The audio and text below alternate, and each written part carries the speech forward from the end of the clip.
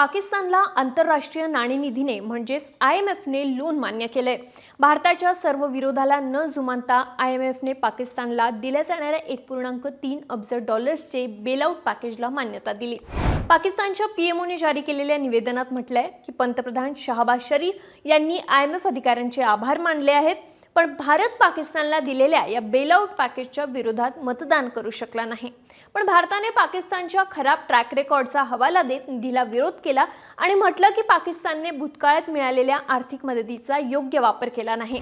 Washington येथे 9 मे रोजी झालेल्या IMF बोर्डाच्या बैठकीत भारताने पाकिस्तानकडून IMF मदतीसाठीच्या अटी वारंवार पूर्ण करण्यात अपयश आल्याबद्दल चिंता व्यक्त केली। भारताने IMFच्या एका अहवालाचा हवाला दिला ज्यामध्ये म्हटलंय की पाकिस्तानला IMF कर्ज देण्यात राजकीय विचारांनी महत्त्वपूर्ण भूमिका बजावली। याशिवाय वारंवार बेलआउटमुळे पाकिस्तानचं कर्ज इतकं वाढलंय की IMF साठी मोठं डिफॉल्टर बनलंय।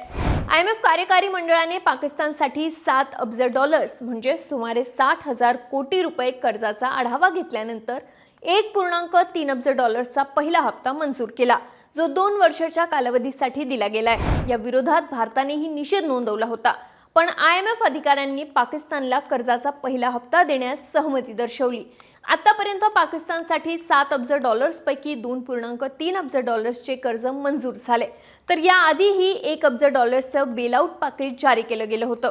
संयुक्त राष्ट्रांच्या विपरीत जिथे प्रत्येक देशाला एक मत असतं, IMFची मतदान शक्ती प्रत्येक सदस्याच्या आर्थिक आकाराची प्रतिबिंब करते। उदाहरणार्थ अमेरिकेसारख्या देशांमध्ये मतदानाचं प्रमाण विषमतेने जास्त आहे। अशा प्रकारे गोष्टी सोप्या करण्यासाठी IMF सहसा एकमताने निर्णय घेते। ज्या प्रकरणांमध्ये मतदान आवश्यक आहे तिथे विरोधात मतदान करायला परवानगी नसते। संचालक एकतर बाजूने मतदान करू शकतात किंवा गैरहजर राहू शकतात।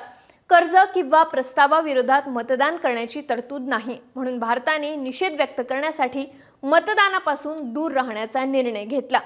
अशाच महत्त्वाच्या अपडेट्स आम्ही तुमच्यापर्यंत पोहोचवत राहू, त्यासाठी सरकारने आम्हाला नक्की सबस्क्राइब करा।